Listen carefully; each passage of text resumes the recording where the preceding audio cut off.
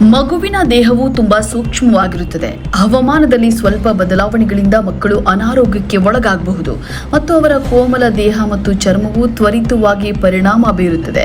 Diaper ಈಗ ಮಕ್ಕಳಿಗೆ ಅನಿವಾರ್ಯವಾಗಿದೆ. ಮನೆಯಲ್ಲಿದ್ದರೂ ಅಥವಾ ಹೊರಗೆ ತೆಗೆದರೂ ಡೈಪರ್ ಧರಿಸುವ ತಾಯಂದಿರಿದ್ದಾರೆ. ಆದರೆ ಇವುಗಳಿಂದ ಮಕ್ಕಳ ಚರ್ಮ ಹಾಳಾಗುತ್ತದೆ. ಚರ್ಮದ ಕೆಂಪು, ದದ್ದು, ತುರಿಕೆ ಇದರಿಂದ ಮಕ್ಕಳು ತುಂಬಾ ತೊಂದರೆಯನ್ನು ಅನುಭವಿಸುತ್ತಿದ್ದಾರೆ. ಕೆಲವು ಸರಳ ಸಲಹೆಗಳ ಮೂಲಕ ಈ ದದ್ದುಗಳನ್ನು ಕಡಿಮೆ ಮಾಡಬಹುದು. ತೆಂಗಿನ ಎಣ್ಣೆಯು ಮಗುವಿನ ಚರ್ಮಕ್ಕೆ ಜಲ ಸಂಚಯನಕಾರಿ ಗುಣಗಳನ್ನು ಒದಗಿಸುವಲ್ಲಿ ಬಹಳ ಸಹಾಯಕವಾಗಿದೆ. ತೆಂಗಿನ ಎಣ್ಣೆಯನ್ನು ಎಲ್ಲರೂ ಬಳಸಬಹುದಾದರೂ ದದ್ದುಗಳಿರುವ ತ್ವಚೆಗೆ ತೆಂಗಿನ ಎಣ್ಣೆ ಹಚ್ಚೋದ್ರಿಂದ ತ್ವಚೆಯನ್ನು ರಕ್ಷಿಸಬಹುದು. ಉರಿ, ತುರಿಕೆ ಮತ್ತು ಅಸ್ವಸ್ಥತೆಯನ್ನು ತೆಂಗಿನ ಎಣ್ಣೆಯಿಂದ ಕಡಿಮೆ ಮಾಡಬಹುದು. ಡೈಪರ್ನಿಂದ ತುರಿಕೆಯನ್ನು ತೊಡೆದುಹಾಕಲು ಮನೆಯಲ್ಲಿ ತಯಾರಿಸಿದ ಕ್ರೀಮ್ ಅನ್ನು ಬಳಸಬಹುದು.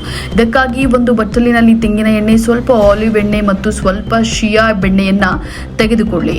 ಈ ಮೂರನ್ನ ಚೆನ್ನಾಗಿ ಮಿಶ್ರಣ ಮಾಡಿ ಇದನ್ನು ಕೆನೆಯಂತೆ ತಯಾರಿಸಲಾಗುತ್ತದೆ.